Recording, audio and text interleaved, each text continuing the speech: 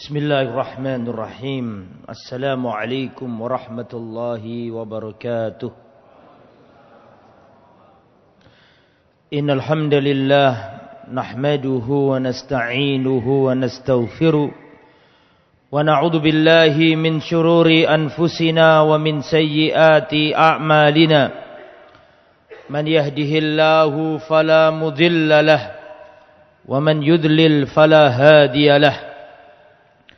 وأشهد أن لا إله إلا الله وحده لا شريك له وأشهد أن محمدا عبده ورسوله لا نبي ولا رسول بعده. اللهم صل وسلم وبارك على نبينا وحبيبنا محمد وعلى آله وصحبه أجمعين. يا أيها الذين آمنوا اتقوا الله حق تقاته ولا تموتن إلا وأنتم مسلمون.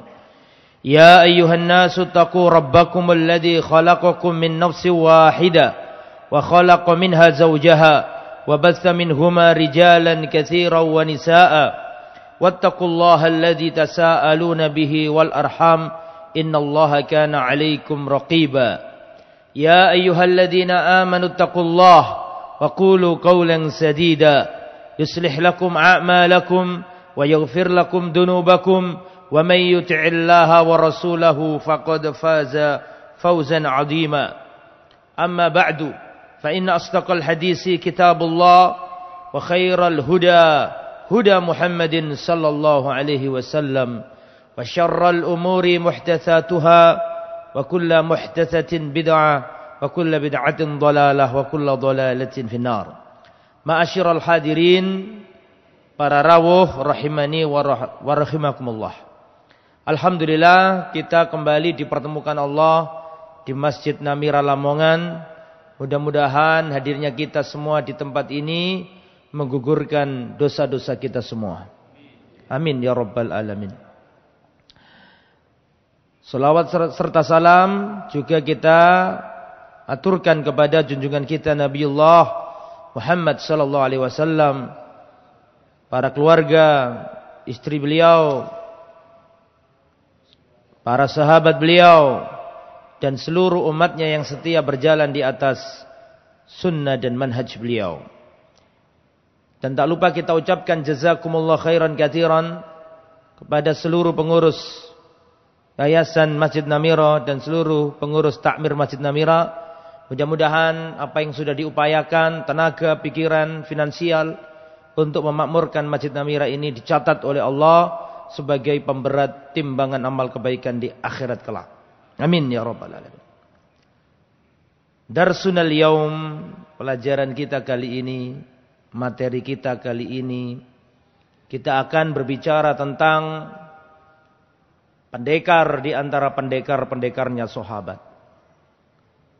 Di antara manusia yang paling dicintai Nabi. Yang mana pada pertemuan sebelumnya kita sudah belajar bersama tentang bapaknya. Nah sekarang adalah anaknya. Pada pertemuan terakhir kita nyampaikan sahabat siapa? Zaid bin Harithah. Gitu? Kemarin sudah saya jelaskan ceritanya luar biasa.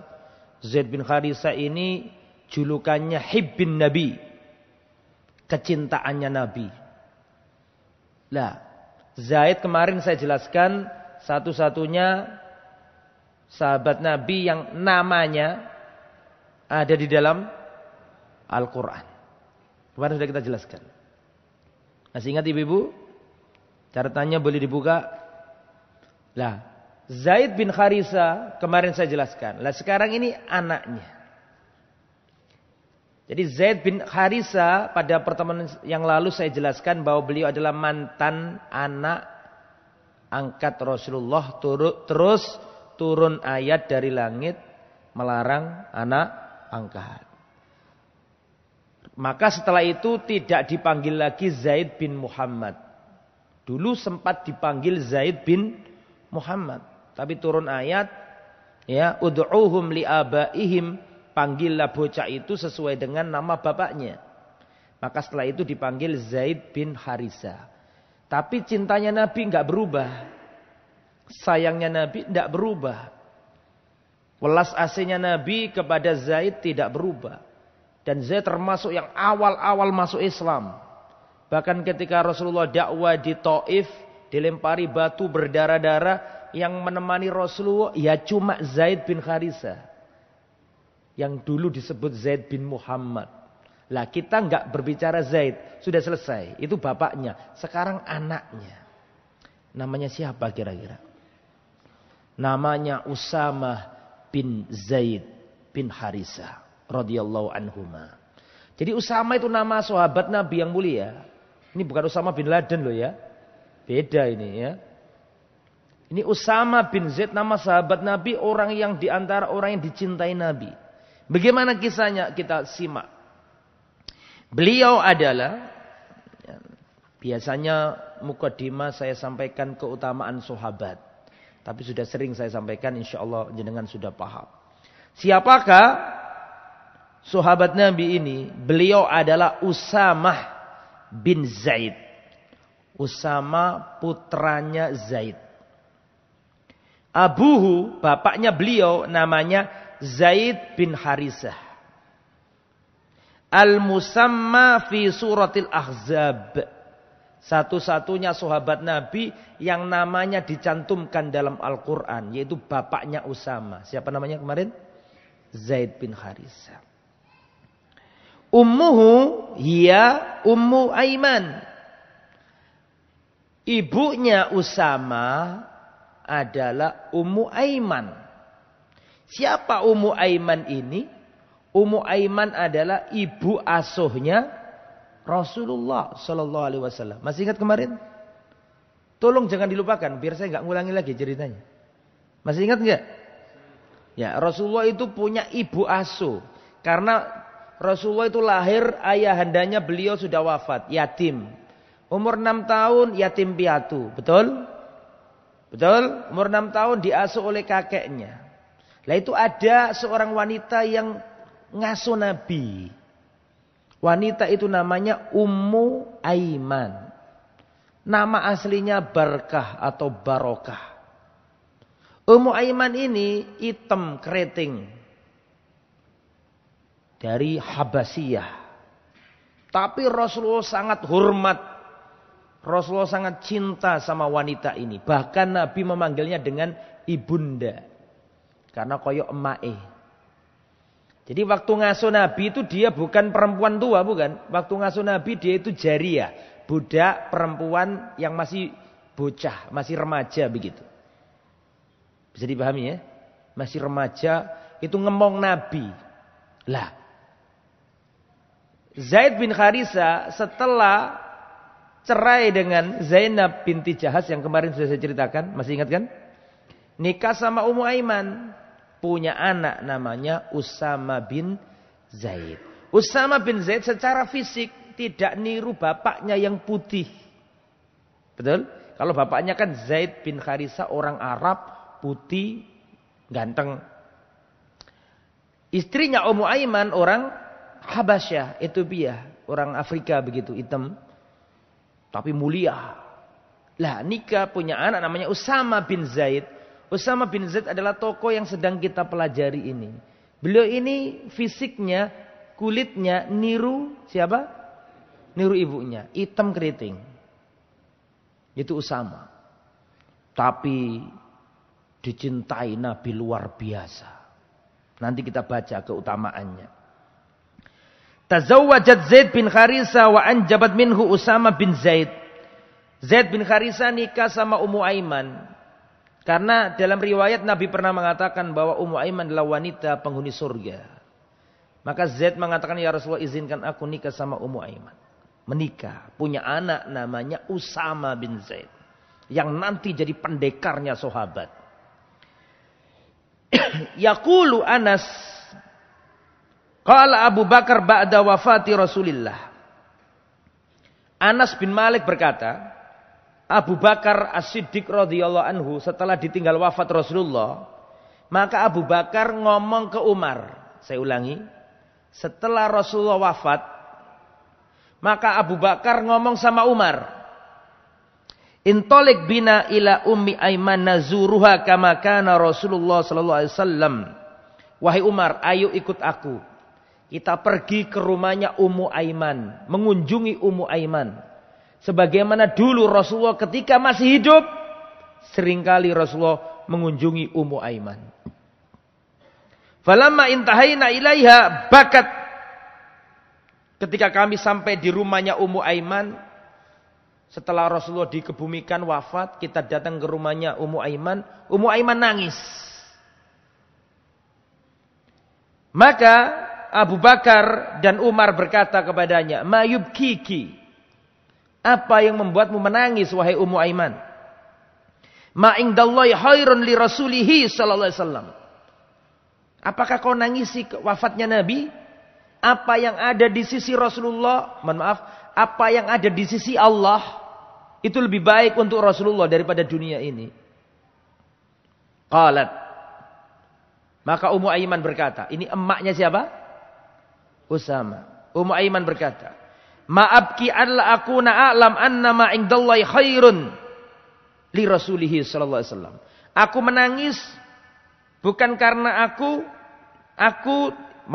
ma'abki alla akuna a'lamu anna ma indallahi khairun li rasulihi. Tidaklah aku menangis karena aku tidak tahu bahwa apa yang ada di sisi Rasulullah, apa yang di sisi Allah itu lebih baik untuk Rasulullah. Bukan itu yang membuat aku menangis. Jangan kira kemudian aku ini nggak tahu bahwa apa yang ada di sisi Allah untuk Rasul itu lebih baik. Karena aku tahu itu. Aku nangis bukan karena itu. Walakin abki annal wahya qad inqata'a minas sama'i. Tapi tahukah kalian berdua kenapa aku menangis? Aku menangis karena dengan wafatnya Rasulullah, wahyu tidak akan pernah turun lagi ke muka bumi sampai hari kiamat.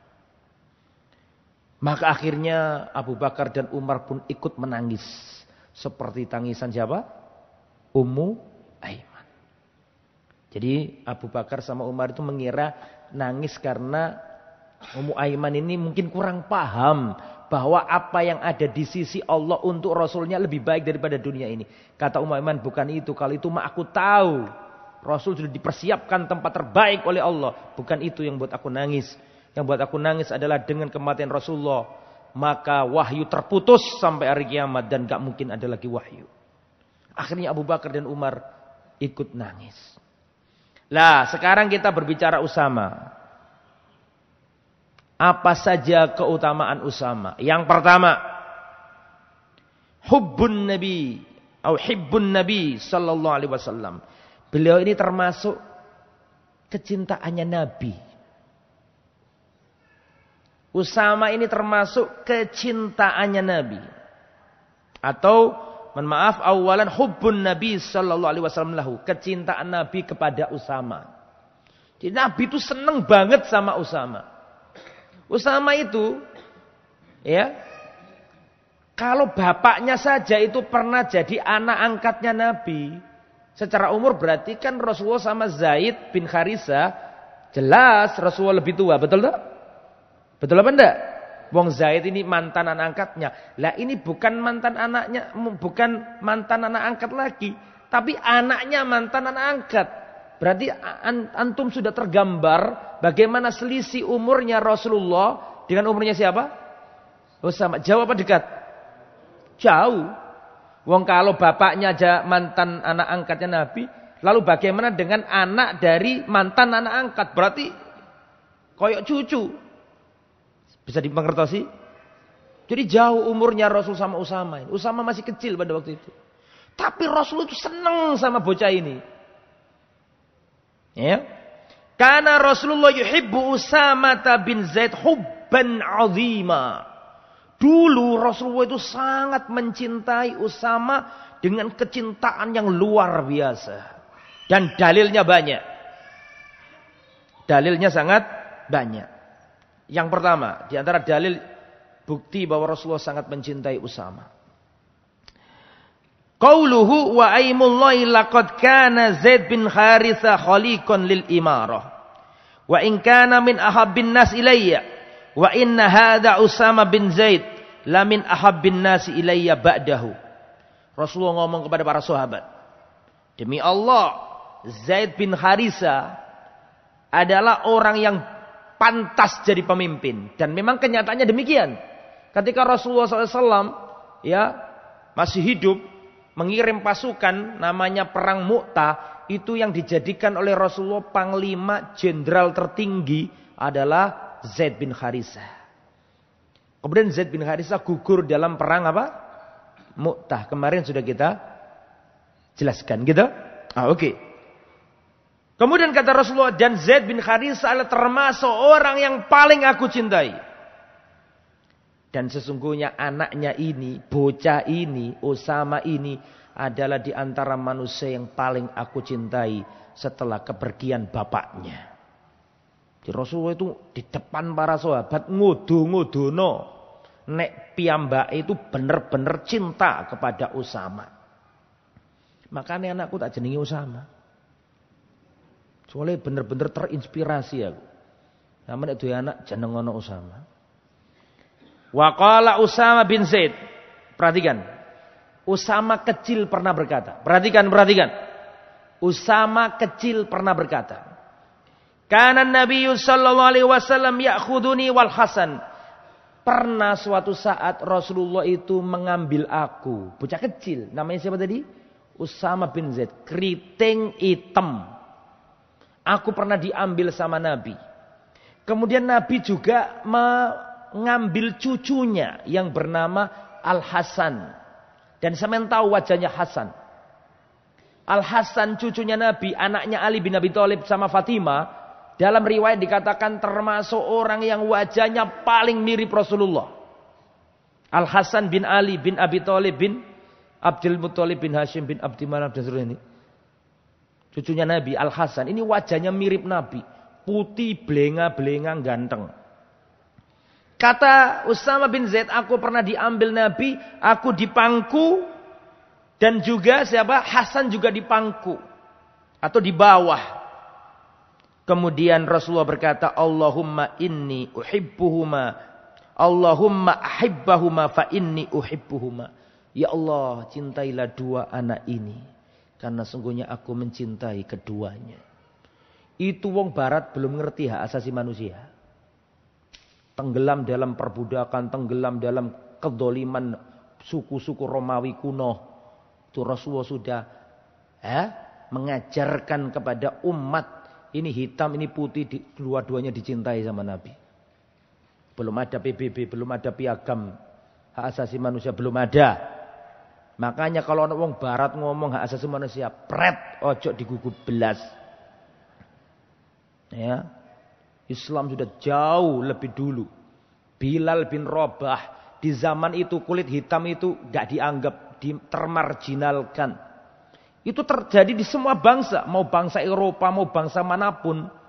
Perbudakan itu ada zaman itu. Itu Bilal disuruh Nabi naik Ka'bah azan. Sampai-sampai orang kafir yang melihat kondisi itu ngomong, wallah, untung bapakku gak menjumpai masa ini. Seandainya bapakku menjumpai masa ini mungkin geblak. Karena tahu wong hitam keriting kok mendukur nang Ka'bah.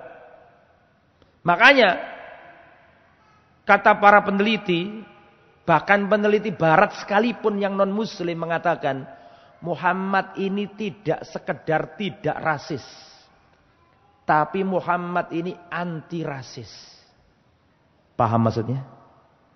Beda enggak tidak rasis dengan anti rasis? Tidak rasis itu pasif. Tapi kalau anti rasis itu aktif. Paham? Tidak rasis, yang penting dia gak rasis meneng nih. Tapi ini anti rasis berarti memerangi rasisme.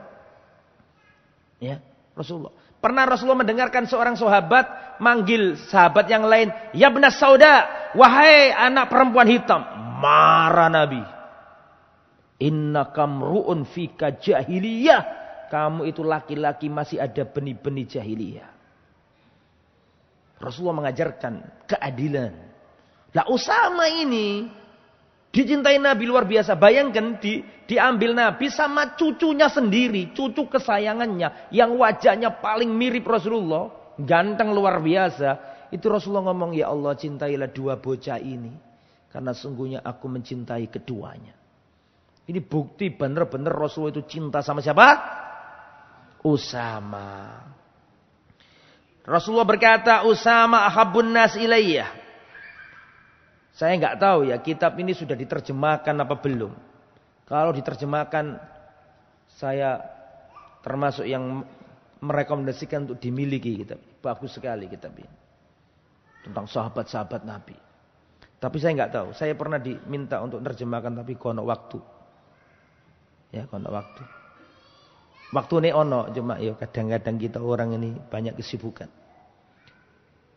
Ada yang mau menerbitkan terjemahannya, tapi sempat ngobrol sama saya. Bukan diminta ya, tapi dimintai pendapat tentang judul dan seterusnya. Kembali ke materi. Suatu ketika, perhatikan. Suatu ketika Abdullah bin Umar itu pergi ke masjid. Tiba-tiba di masjid, Ibnu Umar ini lihat seorang laki-laki. Dan kebetulan Abdullah bin Umar ini nggak kenal siapa laki-laki tersebut. Maka dikasih tahu sama orang-orang, wahai Abu Abdurrahman, kamu nggak kenal dah siapa laki-laki ini? Iya, aku nggak kenal. Maka dijawab sama orang-orang, ini adalah Muhammad bin Usama. Berarti anaknya Usama, betul? Lah Muhammad bin Usama ini bukan sahabat Nabi karena nggak sempat jumpa sama Nabi. Muhammad bin Usama berarti kan anaknya Usama toh. Wong Rasulullah wafat itu Usama masih remaja. Lah ini anaknya Usama berarti Rasulullah nggak sempat jumpa. Berarti Muhammad bin Usama ini tabi'in. Betul? Suatu ketika Muhammad ini ada di masjid. Lah Abdul bin Umar ini tanya, ini siapa laki-laki ini? Dijawab sama orang-orang, loh, jenengan nggak tahu dah. Ini anaknya Usama, namanya Muhammad bin Usama. Ketika Abdullah bin Umar dikabari bahwa ini adalah anaknya Usama, maka Abdullah bin Umar berkata, dilihatin dulu sama Ibnu Umar. Jadi bahasa Lamongan ini disedikno. Ngerti disedikno ya? Ditamatno. Delok tekan ndukur ningsor. Apa kata Abdullah bin Umar? Kata Abdullah bin Umar, seandainya Rasulullah masih hidup, lalu lihat bocah kecil ini, niscaya Rasulullah akan benar-benar mencintai bocah kecil ini. Karena ini keluarga semuanya dicintai Nabi. Zaid bin Harisah dicintai Nabi luar biasa. Istrinya Ummu Aiman dicintai Nabi luar biasa. Punya anak namanya Usama bin Zaid dicintai Nabi luar biasa. Lah, Muhammad bin Usama Rasulullah nggak jumpa. Paham nggih? Karena tabiin. Kemudian ada seorang sahabat yang nggak sedih. Iki anake sapa iki? Iki anake Usama, jenenge Muhammad bin Usama. Disedekno karo Abdullah bin Umar. Iya, mirip Usama rek iki. Kata Abdullah bin Umar, seandainya Rasulullah melihat bocah kecil ini dan Rasulullah belum wafat, niscaya Rasulullah benar-benar mencintai bocah kecil ini. Saking taunya para sahabat bahwa memang keluarganya Usama dan bapaknya dan emaknya ini keluarga yang istimewa dicintai Nabi Muhammad SAW. Bisa dipahami ya? Terus selanjutnya. Ini baru keutamaan yang pertama ya. Keutamaan pertama artinya tadi bahwa Usama itu diapakan? Dicintai Nabi. Ini dalil-dalil tentang Usama dicintai Nabi. Dalil yang lain. Taqulu Aisyatu. Ini luar biasa ini. Aradan Nabiyyu an yunaha mahatu Usama. Perhatikan. Rasulullah pernah ingin menyingkirkan ingusnya Usama. Umbel. Nek basa Lamongan. Ya dah. Rasulullah ini mau membersihkan apa? Ingusnya Usama. Berarti nggak bisa bayangkan Rasulullah SAW manusia terbaik di muka bumi. Ono bocah cilik duduk anake duduk sapa-sapane keriting hitam. Tapi saking cintanya Nabi nih, ini bocah kecil umbelen dari wong Jawa. Didatangi Nabi mau diusap, mau digena-genano penampilannya sama Nabi. Qalat Aisyatu, dakni hatta akuna ana alladhi af'al. Ya Rasulullah, Jangan jenengan yang bersihkan ingusnya Usama, aku saja ya Rasulullah. Ini juga dalil bahwa umurnya Aisyah dengan Usama ya terpaut, betul ya? Ya Rasulullah, biar aku aja yang bersihkan ingusnya Usama. Apa kata Rasul? Perhatikan, kata Rasul, ya Aisyah, ahbihihi fa inni uhibbuhu. Wahai Aisyah, cintailah dengan tulus bocah kecil ini, karena sesungguhnya aku mencintai bocah kecil ini. Ini dalil kita juga harus mencintai apa yang dicintai siapa? Rasul. Apa yang disenangi Rasul kudu sampean senengi. Rasulullah seneng jilbab, sampean kudu seneng jilbab. Rasulullah seneng jenggot, sampean ya kudu seneng jenggot. Wes kata terus dawa iku ya. Nomor pinten? Selanjutnya masih cinta ini, belum yang lain loh ini. An Aisyah qalat asara Usama tu bi atabil bab. Nah, perhatikan.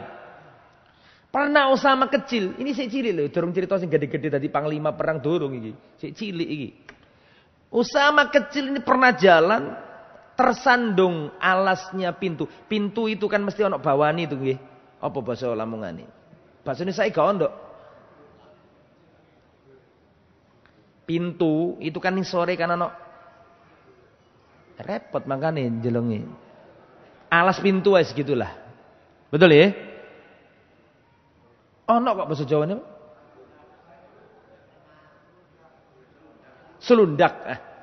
Betul, selundake lawang gitu. Betul dah. Jadi pernah Usama bin Zaid ini jalan kena kesandung selundake lawang, ketiba, jatuh. Fasujja fi wajhi, kepalanya berdarah. Jadi pernah Usama ini jatuh karena kena selundaknya pintu tersebut. Kemudian berdarah kepala beliau. Kata Aisyah, faqala li Rasulullah. Kata Rasulullah kepada Aisyah, wahai Aisyah, bersihkanlah kotoran yang ada di kepala yang kena darah tadi. Bersihkan wahai Aisyah. Tapi kata Aisyah, justru aku mengotorinya. Mungkin kurang tepat gitu loh caranya. Sehingga justru aku malah mengotorinya. Faqalat faja'ala Rasulullah yamussud dam wa yamujju an wajhihi. Akhirnya karena melihat Aisyah kerepotan, Rasulullah sendiri yang bertindak. Dan antum tahu apa yang dilakukan Nabi? Rasulullah itu, mohon maaf, Rasulullah itu menyedot, ngenyut, apa namanya? Lukanya siapa? Bocah cilik langun sih dipuh jenenge ya. Jadi Rasulullah ini menyedot apa namanya? Nyesep darahnya Usama yang kecil karena jatuh tadi keluar terus dipuh sama Nabi itu. Disesep sama Nabi supaya darahnya tidak infeksi. Tidak jadi sakit. Terus dihilangkan sama Rasulullah. Apa kata Nabi? Perhatikan. Kata Nabi ini, "Lau kana Usama tujariyatan lakasautuhu." Ya. Ini seandainya Usama itu adalah bocah perempuan. Seandainya Usama ini bocah perempuan, niscaya aku pakaikan sutra dan perhiasan untuknya. Saking wong lanang kau boleh pakai sutra. Seandainya kok bocah perempuan, tak kasih sutra, tak hiasi. Saking cintanya Rasul sama siapa? Usama. Pernah, ini sudah besar, Usama sudah besar nih. Ini sudah bukan kecil lagi, sudah remaja. Usama ini pernah di kota Madinah ada perempuan mencuri. Dan perempuan ini terhormat, bangsawan. Mencuri dan yang dicuri itu sudah mencapai nisab, maka menurut hukum Islam kalau terpenuhi syarat-syaratnya, ada saksinya dan semua perangkat peradilan sudah terbukti, maka perempuan harus diapakan? Potong tangannya jika mencuri menurut hukum Islam. Ya. Sehingga perkara ini sampai ke Nabi dan wanita ini akan dipotong tangannya, bangsawan terhormat tapi nyolong. Sudah damai dan seterusnya. Tapi sudah terlanjur diangkat ke ke Rasulullah. Rasulullah sudah mendengar itu. Maka para sahabat rembukan. Loh kasihan perempuan ini. Sudah damai aja nanti itu dikembalikan barang curiannya kan beres lah ini. Tapi kono sing wani ngomong karo Nabi. Akhirnya para sahabat ini sepakat. Siapa ya kira-kira yang bisa nyampaikan ke Nabi? Ini kan kasihan wanita ini sudah menyesal. Sudah mau damai dikembalikan hartanya. Kan insya Allah sudah tidak apa-apa. Cuma siapa kira-kira yang ngomong sama Nabi? Kono sing wani kabeh lho iki. Akhirnya para sahabat sepakat, oh iya aku ngerti sapa? Usama. Oh iya bener Usama iki. Gak mungkin dimarahi Nabi iki wong sing paling disenengi Nabi iki. Akhirnya Usama sing dijok-jokno karo sahabat. Paham ya? Usama berangkat ke Nabi. Soalnya para sahabat tiarap semuanya. Ya. Yang disuruh maju Usama. Ketika Usama ngomong ini, Usama dimarahi Rasulullah sallallahu alaihi wasallam. Dan Rasulullah mengatakan, ya, sesungguhnya Bani Israel dulu itu dibinasakan oleh Allah. Karena apa? Karena kalau yang mencuri orang yang lemah dipotong tangannya. Tapi kalau yang mencuri bangsawan tidak dipotong tangannya. Wallahi seandainya anakku Fatimah binti Muhammad mencuri, la qata'tu yadaha. Niscaya aku sendiri akan potong tangannya Fatimah. Di situ yang menjadi poinnya adalah kesepakatan para sahabat untuk meminta tolong kepada siapa tadi? Usama untuk maju ke Nabi. Itu dalil kalau nggak saking dekatnya nggak mungkin gitu loh. Meskipun Rasulullah nggak mau karena ini masalah kejahatan yang sudah sampai ke hakim nggak boleh digugurkan. Kembali ke materi. Itu yang pertama, keistimewaan Usama, termasuk orang yang apa tadi? Dicintai Nabi dan dalilnya banyak sekali. Sekarang yang nomor 2. Wa min manaqibihi du'aun nabilahu, termasuk keistimewaannya Usama adalah Rasulullah mendoakannya. Rasulullah sallallahu alaihi wasallam mendoakannya. Usama berkata, perhatikan. Kana Nabiullah ya'khuduni wa yu'iduni ala fakhidihi. Pernah Rasulullah mengambil aku, ngajak aku, dan Rasulullah mendudukkan aku di pahanya. Kata Usama, Rasulullah pernah membawa aku, mengambil aku, dan aku didudukkan di pahanya. Artinya di pangku, gitu. Wa yuq'idul Hasan ibn Ali ala fakhidil ukhra. Terus Nabi mengambil Al-Hasan, putranya Ali, cucunya Nabi, diambil ditaruh di paha yang lain. Jadi mangku arek cilik loro. Setelah itu Nabi Muhammad sallallahu alaihi wasallam berdoa kepada Allah, Allahummarhamhuma, ya Allah sayangi kedua bocah ini. Fa inni arhamuhuma, sesungguhnya aku mencintai dan menyayangi keduanya ya Allah. Seandainya Usama ini ya, nggak punya keistimewaan, cuma satu tok ini, selesai sudah. Saking istimewanya doanya Rasulullah SAW. Nomor 3. Wa min manaqibi anan nabiyya ammarahu li anu ahlan lil imara. Termasuk keutamanya Usama bin Zaid adalah Rasulullah sebelum wafat menjadikan dia panglima perang melawan Romawi. Bukan kafir Quraisy lagi, Romawi. Negara adidaya raksasa pada zamannya. Qala Ibnu Umar berkata, Ammara Rasulullah sallallahu alaihi wasallam Usama bin Zaid ala qaumin. Pernah Rasulullah pernah menjadikan Usama bin Zaid sebagai panglima perang. Terus orang-orang ada yang ngomong di belakang, gimana bocah kecil dijadikan apa? Panglima. Pada waktu itu umurnya Usama masih belasan tahun. Dijadikan Nabi panglima perang. Ini detik-detik sebelum beberapa waktu sebelum Rasulullah wafat. Menunjuk Usama bin Zaid sebagai panglima perang. Makanya ada di antara orang-orang yang dalam tanda kutip ngomong di belakang dan mengatakan, bagaimana bocah cilik, minim pengalaman. Padahal di sini ada orang-orang hebat di belakangnya. Masa bocah kecil yang jadi komandan? Hal itu kedengaran Rasulullah. Maka Rasulullah berstatement dengan tegas.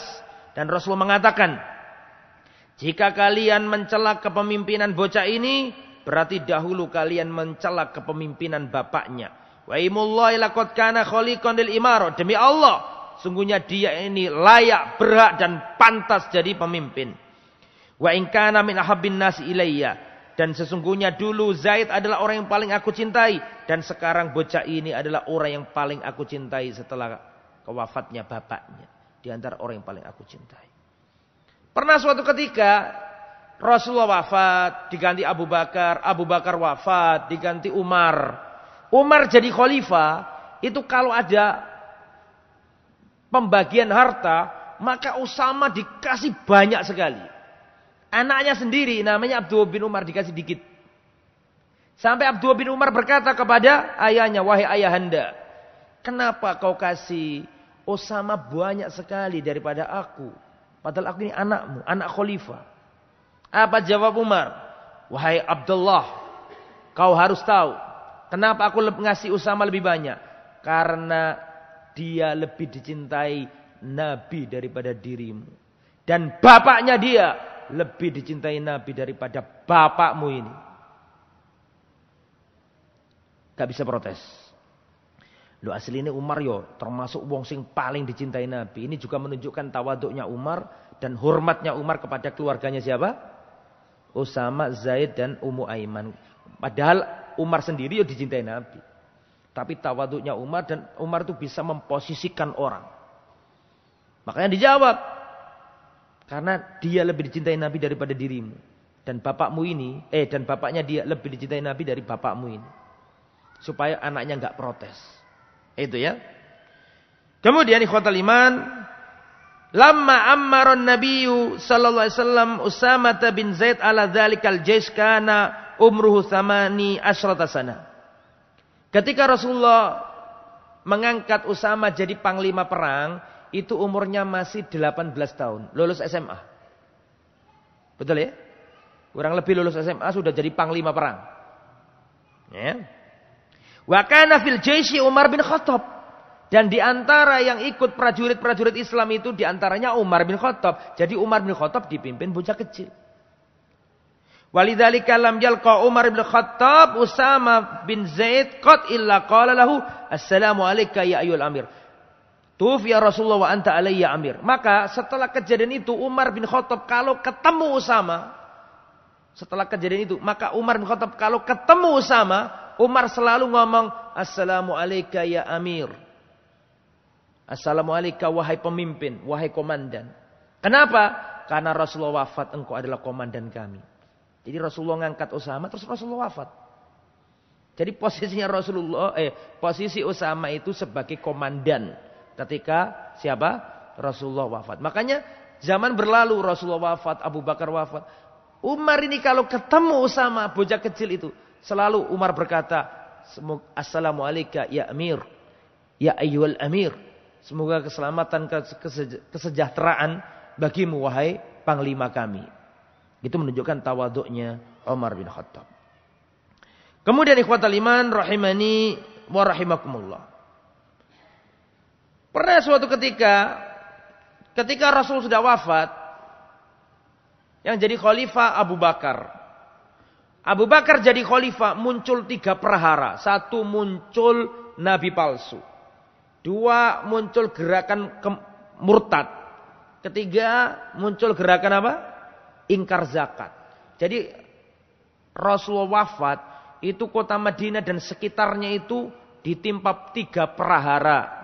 Muncul nabi-nabi palsu, muncul gerakan murtad, muncul gerakan ingkar zakat. Sedangkan pasukan ini sudah ditunjuk Nabi, yaitu dipimpin Usama, mau diberangkatkan ke Romawi. Romawi pada waktu itu ada di Syam, Palestina sana, atau di Suriah sana. Maka para sahabat datang ke Abu Bakar, wahai Abu Bakar khalifah, bagaimana kita ini terus memberangkatkan pasukannya Usama, mau diberangkatkan ke Romawi yang sangat jauh di sana, sedangkan di sekitar Madinah muncul 3 masalah ini. Kalau kosong Medina bahaya. Secara logika benar apa enggak ini? Benar. Tapi kata Abu Bakar mengatakan, ana ahbisu jaishan ba'asahu Rasulullah. Apakah kau itu nyuruh aku menahan pasukan yang pasukan itu sudah diberangkatkan Nabi? Kalau begitu berarti aku berani melawan perkara yang besar. Demi Allah, la antamilul Arab ahabu ilayya min ahbis jaishan ba'asahu Rasulullah. Seandainya orang Arab semua itu mau menyerang aku, wallahi aku tidak akan pernah menahan pasukannya Usama.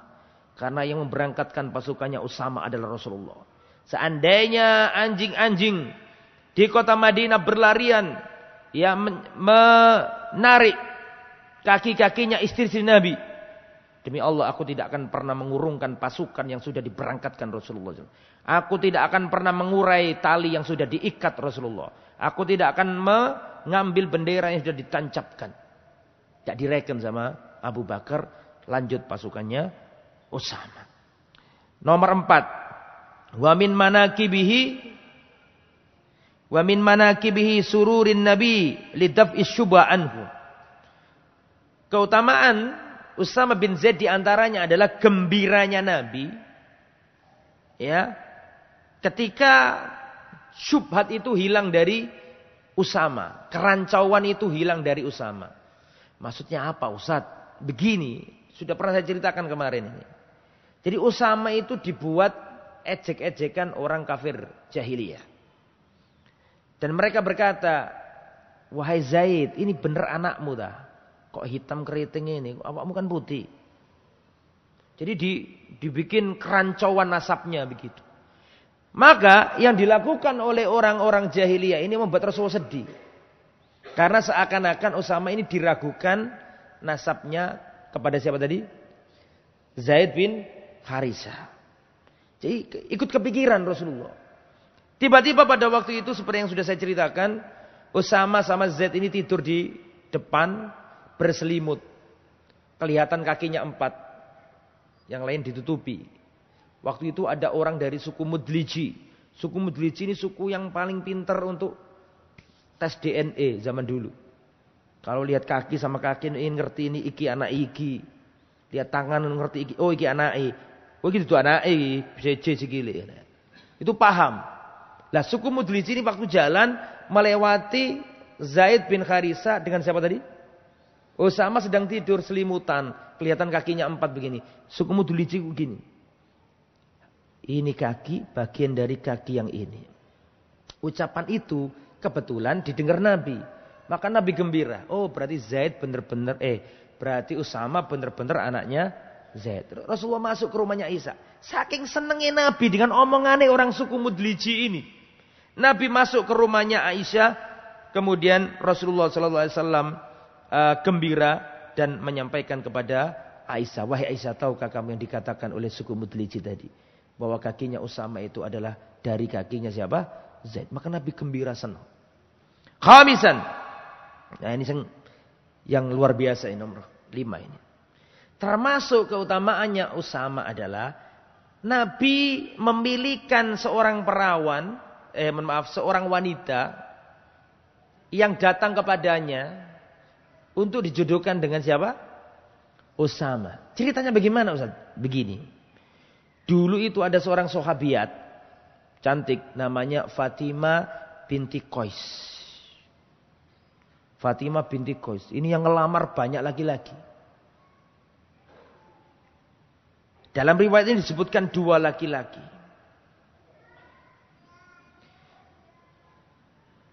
Padahal beliau itu janda. Padahal janda loh ya. Tapi laki-laki pengen ngelamar dia. Di antara yang disebutkan dalam riwayat 2 laki-laki. Muawiyah bin Abi Sufyan dan Aba Jaham. Pengen melamar. Lah Fatimah binti Qais ini bingung. Tak pilih Muawiyah. Muawiyah dalam sejarah, dalam literatur itu orangnya tinggi, putih, ganteng. Muawiyah bin Abi Sufyan. Karena bingung iki milih Muawiyah apa milih Abu Jaham. Maka Fatimah binti Qais ini bingung. Tak pilih yang mana ya. Padahal janda lho iki. Ngono yo sik digeleki wong akeh. Kok guyu, Pak? Habis gitu, Fatimah binti Qais ini datang ke Nabi. Ya Rasulullah, anna Muawiyah bin Abi Sufyan wa Abu Jahm khatobani. Ya Rasulullah, sesungguhnya Muawiyah dan Abu Jahm datang kepadaku dan ngelamar aku. Mana yang saya pilih ya Rasulullah? Muawiyah apa Abu Jahm? Kata Nabi, amma Abu Jahm fala yadhu asahu an atikihi. Adapun Abu Jahm, dia tidak meletakkan tongkatnya dari pundaknya. Sebagian mengatakan maksudnya itu gampang apa? Mukul. Gampang mukul. Wa amma Muawiyah, adapun Muawiyah miskin, lama lalau enggak ada duit. Kalau Muawiyah ini miskin, enggak punya apa-apa dia ini. Kata Nabi, sudahlah nikah saja sama Usama bin Zaid. Angkihi Usama bin Zaid. Nikahlah saja engkau, wahai Fatimah binti Qais, dengan Usama. Maka fakarihathu, kayak kurang srek begitu. Siapa yang kurang srek? Fatimah binti Qais. Bahkan dalam riwayat dia mengatakan Usama. Dalam riwayat mengatakan Usama. Lho kok iku sing dijodhokna aku karo Rasulullah. Faqala Rasulullah angkihi Usama. Nikahlah dengan Usama. Fanakahtuhu, maka aku nikah dengan siapa? Maka aku jadi nikah sama Usama. Faja'alallahu fi khairan, dan aku mendapatkan kebaikan. Allah menjadikan pernikahanku sangat kebaikan yang sangat luar biasa. Dan bisa jadi ya Muhammad bin siapa tadi? Usama, bisa jadi ya anaknya siapa? Fatimah binti Qais. Atau perlu dilacak lagi siapa ibunya. Karena zaman dulu banyak satu laki-laki itu nikah dengan beberapa wanita. Kecuali laki-laki zaman sekarang. Enggak. Ya, kayak yang di depan saya ini semua ini. Enggak. Ini juga boleh seorang bapak tidak mengizinkan anaknya nikah sama lelaki yang mungkin dirasa belum kecukupan. Itu boleh. Berhak seorang bapak ngono iku berhak. Wong jenenge anak ya rek. Kacilik digedekno ya pengen gelek yang terbaik ndak apa-apa. Ya laki-laki enggak usah cengeng. Ustaz, saya ditolak Ustaz. Gara-gara saya belum punya pekerjaan tetap Ustaz. Lalu antum ngomong, Pak saya memang enggak punya pekerjaan tetap. Tapi saya tetap bekerja. Datang kadang-kadang ikhwan itu lucu-lucu. Ustaz, ini gimana saya ngelamar anaknya itu Ustaz? Enggak diizinkan Ustaz. Mungkin saya gimana hukumnya Ustaz? Padahal kan ada hadisnya Ustaz. Kalau datang laki-laki yang baik, maka jangan ditolak. Kalau tidak akan terjadi fitnah. Loh sampean iki baik ta, Mas? Pede aja, enggak apa-apa ditolak wanita. Wong lanang enggak boleh cengeng, kerja sing genah. Ya semangat bekerja biasa. Wong wedok itu pilihane mek siji. Makane wajar nek hati-hati sapa cek tepak. Nek awakmu pilihane papat gak apa-apa. Paham maksudku ta? Jadi wajar ibu-ibu rodok mangkal karo aku dina iki ya. Taib. Wa min manaqibi qurbuhu minan nabi. Ya. Termasuk keutamanya Usama adalah kedekatannya dengan Rasulullah sallallahu alaihi wasallam. Ya dalam riwayat kemana-mana bareng. Usama termasuk yang hidup di lingkarannya Nabi. Di rumah tangga Nabi. Ketemu Aisyah, ketemu istri Nabi, ketemu Rasul. Perhatikan. Dakhaltu ala Rasulillah wa alaihi al-Ka'abah fas'altuhu ma lahu. Pernah aku masuk ke Rasulullah, aku melihat Rasulullah kayak gundah. Rasulullah kayak memikirkan sesuatu. Maka aku bertanya kepada Rasul, ya Rasulullah, wonten nopo? Yang tanya ini Usama. Usama masih kecil, tanya ke Nabi. Ada apa ya Rasulullah? Kata Rasulullah, lam ya'tini Jibril mundu salas. Jibril tidak turun-turun. 3 hari Jibril tidak turun kepadaku. Jadi Rasulullah itu lagi mencari apa sebabnya. Kok malaikat Jibril lama enggak turun-turun. Fa'idha jarwu kalbin baina buyutihi. Ternyata di rumah Nabi itu ada anak anjing. Dalam riwayat ternyata di kolong, di longannya, bayangnya Nabi, ambennya Nabi. Ternyata ada jirul kalbi, anak anjing. Ketika Rasul tahu, maka Rasulullah menyuruh untuk mengeluarkannya. Setelah itu baru Jibril datang. Maka ditanya oleh Rasulullah SAW, lam ta'tini, kenapa engkau tidak mendatangi aku, wahai Jibril? Maksudnya, kenapa engkau terlambat datang, wahai malaikat Jibril? Kata Nabi, perhatikan. Kata Nabi, inna, sungguhnya kami, para malaikat, la nadkhulu baitan, tidak akan masuk rumah yang di dalamnya ada anjingnya dan ada rupaka-rupakanya. Rupaka itu ya bisa lukisan, bisa patung, bisa pahatan dari makhluk yang bernyawa. Patung kuda, patung manusia, patung singa, patung-patung itu. Itu malaikat enggak mau masuk. Malaikat rahmat enggak mau masuk. Nah, kalau malaikat rahmat enggak mau masuk, maka kebalikan musuhnya malaikat siapa? Syaitan jin. Jadi ada anjingnya atau rupaka-rupakanya. Lukisan atau patung. Nah, itu tempat yang paling disenangi setan di antaranya itu. Ya, maka malaikat enggak mau turun. Itu ya. Wallahu a'lam bishawab. Ya, itu dirasa cukup tentang Usama bin Zaid. Semoga kita bisa meneladani para sahabat Rasulullah SAW, dan beliau adalah termasuk orang yang paling dicintai Rasulullah SAW. Itu yang bisa disampaikan pada pertemuan kali ini. Semoga bermanfaat. Kita tutup dengan bacaan kafaratul majlis. Subhanakallahumma bihamdika asyhadu an la ilaha illa anta astaghfiruka wa atubu ilaik. Wassalamualaikum warahmatullahi wabarakatuh.